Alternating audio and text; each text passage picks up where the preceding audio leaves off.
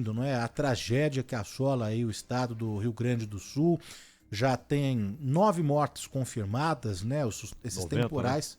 Diga, Zaidan, perdão? 90, né? 90 mortes confirmadas.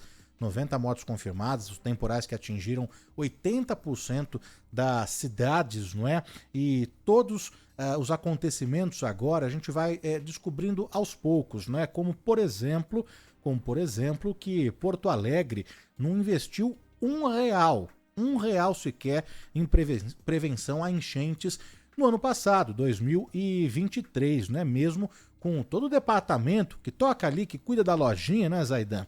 Tendo dinheiro em caixa, são mais de 428 milhões de reais em caixa. Esses dados todos, eles estão para a população, para quem quiser, no portal da transparência de Porto Alegre, não é? Então a gente vai aos poucos tendo também a dimensão dessa tragédia, além das mortes, e a gente aqui acaba se solidarizando com as famílias, com as vítimas dessa tragédia, mas o que também o governo federal, o governo estadual, municipal, que as autoridades, os órgãos competentes podem e devem fazer para evitar esse tipo, não é, Zaidan? Porque depois que acontece, agora fica aí as ruas e avenidas tomadas pela lama, não é? Tendo que fazer um trabalho de limpeza, do reabastecimento de energia, água potável, as doações que vão chegando de todas as partes do Brasil e do mundo, países também ajudando o Brasil, o estado do Rio Grande do Sul, mas precisa de prevenção, né, Zaidan? Perfeito, Danilo. Perfeito. Esse é um ponto essencial, porque senão vai acontecer de novo. Nós tivemos uma precarização da fiscalização ambiental, falta de investimento, privatização de diversos setores, inclusive eletricidade e água. Aliás, vale notar que nós tivemos hoje relatos de bairros que foram inundados. Por quê? Porque as bombas foram desligadas. As bombas foram desligadas para evitar ali um colapso no fornecimento de energia. Só que ninguém foi avisado e, de repente, bairros inteiros tomados por água. E isso mostra a falta de competência. Isso aconteceu nos dois níveis, municipal, ou seja, especificamente no caso da capital, Porto Alegre, e no estado. O governo do Rio Grande do Sul fez aprovar na Assembleia, e obviamente a Assembleia é corresponsável por isso, legislações permissivas em relação a controle ambiental, em relação à proteção de rios. E se você vai acabando com mata ciliar, se você vai acabando com a proteção natural que existe para absorver excesso de água, como aconteceu em São Paulo. São Paulo você tinha o Tietê, o Rio Curvo, a perfeição da obra de Deus. O Rio Curvo, quando a água sobe, você tinha o capim ao lado, a várzea, que absorvia aquela água e entregava para a terra. Aí você vem, transforma o que é curvo num canal reto, estreita esse canal. E onde havia capim, você coloca asfalto. O resultado foi aquela sequência de enchentes nas marginais dos rios Tietê e Pinheiros em São Paulo. Se você não garante a proteção natural, você vai ter problemas. Porque o volume de água que desceu sobre o Rio Grande do Sul teria provocado problemas em qualquer lugar do mundo, não há dúvida. Porém, aquilo que a gente dizia ontem, hoje você tem a informação muito antes do problema aparecer. Porque semanas antes já havia o alerta. Haverá uma barreira atmosférica impedindo que as nuvens avancem em direção ao sudeste, depois para o centro-oeste. Haverá uma concentração de umidade vinda do Oceano Atlântico, a leste, pois, do Rio Grande do Sul, e vinda pelo oeste, que é a umidade amazônica. Haverá uma concentração dessa umidade, chegada de frente fria e vai cair muita água. O aviso foi dado. E nem por isso houve qualquer prevenção daquela imediata. Ou seja, vamos armazenar alimentos, água potável. Vamos até a população que está em área de risco para iniciar o trabalho de remoção. Nada, absolutamente nada foi feito. Em 1941, quando ocorreu uma enchente pesadíssima, terrível, em Porto Alegre, não havia esse tipo de informação. Hoje há. Hoje há. A tecnologia permite a antecipação do problema. Pode até não ocorrer, mas a possibilidade de ocorrer, ela é detectada e o aviso é dado. Não fizeram nada, absolutamente nada, além desses problemas acumulados, como você disse, falta de investimento. Nós vimos também que dos deputados gaúchos, três destinaram emendas parlamentares para a prevenção. O resultado é esse aí. 80% do Estado foi atingido por essa tragédia, por essa catástrofe. 80% do Estado. E mais de 1 milhão de pessoas, talvez 1.600.000 pessoas atingidas. E além de tudo isso, nós sabemos que a reconstrução será pesadíssima. Vai demandar muito dinheiro, vai demandar honestidade para que a coisa seja bem feita, competência e eliminar as burocracias, para que não haja qualquer óbice ao trabalho imenso, gigantesco de reconstrução que o Rio Grande do Sul vai exigir, né, Danilo? Exatamente, Zaidan. A gente vai agora estabelecer contato com Christian Petalas, que, como eu já disse aqui, tá nessa cobertura difícil, não é fácil, né? Porque ele tá ali no olho do furacão e não é força de expressão, não, né? Os números que eu tava vendo em dados comparativos que foram feitos já se aproximam o que a gente tá vendo no estado, no sul, com o furacão Katrina, por exemplo, né? Nos Estados Unidos. Então, o Christian, desde o momento das primeiras chuvas aí, que começou essa devastação ali no estado, tá acompanhando e tá ali firme e forte, passando, né, as informações, atualizando o que está acontecendo, a situação de momento. E o Christian está aqui conosco na abertura do Bandeirantes Acontece para falar, não é, sobre esses dados e agora o que está acontecendo, né? O Christian tá nos ouvindo? O Christian está na 1 aqui. Muito boa tarde para você, hein, Christian? Oi, Danilo. Oi, Zaidan. Uma boa tarde, na medida do possível, para vocês também. Estou ouvindo sim. A situação aqui é bem complicada, viu? O prefeito de Porto Alegre pediu para as pessoas que pudessem, que consigam ir para o litoral norte do estado, que evacuem a cidade. E é isso que muitas pessoas estão fazendo. Eu estou aqui em Alvorada, que é um município próximo a Porto Alegre, na região metropolitana, há mais de 1h20 aqui esperando para chegar na rodovia estadual, a RS-118. Muitas famílias estão indo em direção ao litoral porque lá tem água, lá tem energia elétrica e também tem os dados móveis, que a gente não consegue acessar em algumas regiões ali de Porto Alegre, em alguns bairros. Por exemplo, ontem, no centro histórico da cidade, eu caminhei fui costeando onde toda a água está subindo ali na região dos quartéis da cidade, próximo à hora do gasômetro, à usina do gasômetro, também a Borges de Medeiros, uma das principais avenidas da cidade, faz essa ligação do centro com a zona sul, tudo debaixo d'água e o sinal muito fraco, muito ruim. Eu mal consegui conectar com o pessoal aí de São Paulo e também os colegas aqui de Porto Alegre para poder entrar na rádio, na TV e conversar com eles. As pessoas, então, estão saindo de suas casas. Foram 2 bairros que ontem foram pedidos para ser evacuados, o Menino Deus e a Cidade Baixa. Esses dois, porque como o Zaidan estava comentando também, foram desligadas essas bombas que faziam essa coleta de água e jogando para outros locais. Então, por isso que a água subiu rapidamente. Ontem passei também, conversei com alguns moradores da Cidade Baixa, eles me relataram que estavam saindo de casa o quanto antes e como for necessário. Mas muitos voltaram hoje, na verdade, porque eles saíram correndo. Alguns esqueceram seus animais de estimação, deixaram sua casa aberta e muitos voltaram porque viram que a água subiu, mas eles podem ainda ficar em casa. Eles só não têm água, não têm energia elétrica e também não têm acesso móvel, mas têm comida em casa.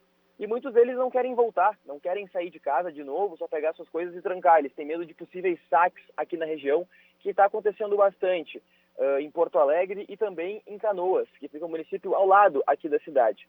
Em relação a números, aqui no Rio Grande do Sul, infelizmente 90 óbitos já confirmados, são 131 pessoas desaparecidas e mais de 200 mil que precisaram sair de suas casas.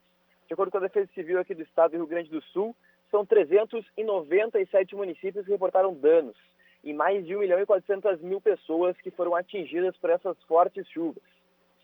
4 óbitos são investigados ainda no momento. Como eu comentei ontem aqui na rádio, esses óbitos são investigados, eles são feitos, essa averiguação pela Defesa Civil e também a polícia, o Instituto Geral de Perícias, para ver se essas mortes têm relação aos eventos climáticos que estão ocorrendo aqui no Rio Grande do Sul. Atualmente, a altura do Guaíba que banha aqui em Porto Alegre, 5 metros e 28 centímetros. Não é a marca histórica. A marca histórica foi 5 metros e 33 centímetros, que bateu no último domingo. Então, está abaixo. A tendência é que esse nível do Guaíba vai diminuindo e vai desaguando na região sul do estado. Esse é um alerta, inclusive. A Prefeitura de Pelotas, que é um dos principais municípios ali da região, já alertou para os bairros, são bairros navegantes, também os bairros que ficam perto do balneário do Laranjal, que seja evacuado, porque a água pode subir ali nas próximas horas ou até nos próximos dias. O prefeito de Porto Alegre, Sebastião Melo, também hoje à tarde fez uma coletiva de imprensa. Ele falou que tem a ideia, o intuito de criar um horário específico para que essa estrada que a gente está tentando chegar agora, a RS-118, ela tenha uma faixa exclusiva para entrada e saída de abastecimento de água, de alimentos, também veículos oficiais. Ele disse o seguinte, abre aspas, difícil concorrer com o trânsito em geral em horário de pico, fecha aspas. Ele também, nesse decreto de armazenamento de água, de cuidar das águas aqui em Porto Alegre, ele separou em 6 tópicos, sendo eles: lavagem de carros, calçadas, fachadas e roupas não deve acontecer, assim como não usar água potável para descargas nos banheiros, banho de chuveiro, regar jardins em gramados, não usar água em salões de clínicas estéticas e academias e banho e tosa em animais. Ele também falou sobre passar por cima de algumas burocracias e que ele vai comprar antes e depois ver como vai pagar. Ele disse o seguinte também, abre aspas, entre as leis e a vida, eu fico com a vida, fecha aspas. Como eu comentei, então, a tendência é que essa água desça até a região sul do estado, mas pode ser que tenha aquele chamado vento sul, que ele tranca a descida das águas em direção ao mar, esse deságue das águas em direção ao mar. Então, muitos hidrólogos também, os oficiais do governo, estão estudando essa situação, como vai acontecer, para talvez mudar essas medidas de segurança nos próximos dias. Como eu comentei ontem, o governo do estado reabriu aquele PIX do SOS Rio Grande do Sul. São mais de 38 milhões de reais arrecadados também. O valor não aumentou muito em relação ao último dia. E a situação é essa, Zaidan e Danilo. As pessoas querendo sair, então, de Porto Alegre, sair da região metropolitana, para se refugiar em outros municípios que têm esse acesso a serviços básicos, como água, como energia elétrica e também internet, que hoje as pessoas estão muito antenadas para receber as informações. Ô Christian, você disse ontem que provavelmente ficaria sem água na sua casa em breve. Já aconteceu? Já interromperam o abastecimento ou tem água? Lá em casa, a água é só o que tem no restinho da caixa d'água e nas torneiras. E a luz ontem à noite caiu e não voltou mais. Vixe. E me diga uma coisa, eu não sei se você tem tido tempo, né, para ir comprar o alimento de cada dia, ou se alguma outra pessoa faz isso na sua casa, mas vocês estão encontrando aquilo que normalmente compram? E mais, já há algum impacto no preço dos alimentos, Christian?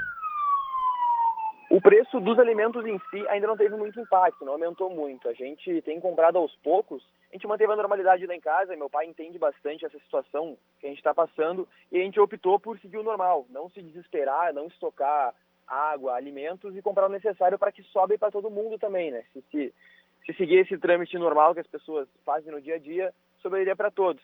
A gente não está encontrando muitos alimentos, principalmente água, sendo bem sincero, Zaidan. Água sem gás aqui em Porto Alegre, mais de 70% dos estoques dos mercados, eles já acabaram. Então esse é o pedido para os demais estados que querem ajudar o Rio Grande do Sul, se puderem enviar água potável, aquela água sem gás, pode ser de garrafa PET, pode ser de galão de água, o que for, as pessoas estão precisando por aqui. Demais alimentos, eles estão com estoque mais baixo, mas a gente está levando em consideração, assim, a gente vai, cada dia que passa, vai comprando e vai vendo o que está precisando. Em relação também a combustível, tá? Tem alguns postos aqui da região metropolitana de Porto Alegre que tiraram o preço dos combustíveis para poder elevar o preço e cobrar mais, porque, segundo eles, está acabando o combustível e eles precisam elevar o preço para manter, então, esse valor. O que gerou muita revolta na população da região, porque eles precisam de combustível porque muitos alegam que estão indo ajudar, são voluntários, então enchem o carro para buscar as pessoas em situação de risco e também muitos enchem os jet skis, os barcos, esses motores, para fazer esses resgates na região, Zaidan. A polícia anunciou a prisão de alguns saqueadores, né? E também gente que aproveitava a situação para roubar barcos, né, canoas, e às vezes até atirando os ocupantes na água. Foi até assim que 2 foram presos, porque eles não perceberam que estavam abordando um barco com policiais. A situação da segurança. Qual tem sido o principal problema? É um problema generalizado, ele está localizado em algumas regiões. Como é que está essa situação, Christian? Principalmente na região de Canoas, Zaidan. Ali que é o município do lado de Porto Alegre, a região ali está muito complicada. Regiões como o bairro de Matias Velho e também nas proximidades é bem complicado, assim. Tivemos aquela situação, como tu comentou, de atirando na água, de pessoas presas com esses saques. Inclusive, a loja do Grêmio, a Grêmio Mania, que fica no bairro Moitá, que é na divisa de Porto Alegre com Canoas, foi saqueada também nos últimos dias. A gente pode escutar agora, não sei se vocês ouviram na rádio, quero só fazer um relato. A todo momento passam veículos oficiais aqui na estrada de Alvorada, em direção ali à RS-118. Ouvimos. Bombeiros, ambulâncias, também carros do Exército, fazendo esse resgate de pessoas também trazendo para cá. Então, é um clima bem caótico, na verdade. A gente escuta toda hora sirenes passando para cá, indo de Porto Alegre às estradas da Porto Alegre, e a situação é essa. E voltando, então, em relação ao furto, é mais a região metropolitana de Porto Alegre. Os policiais, então, estão fazendo essas rondas nos municípios não, nos bairros que foram pedidos para serem evacuados para fazer a questão da segurança. Mas a situação é essa, assim, por enquanto não muitos relatos de saque em outros bairros. E uma última da minha parte, Christian, com relação, porque é claro, vai faltar, para abastecimento normal, vai faltar uma série de alimentos, né? Uma série. Principalmente verdura. Verdura é tudo muito rápido, né? O plantio, a produção, a colheita, a comercialização. Então você tem efeitos muito rápidos de qualquer, ou chove demais, ou fica muito tempo sem chover, isso afeta a oferta e, obviamente, os preços. Se a oferta cai, os preços sobem, porque o consumo geralmente se mantém, não é?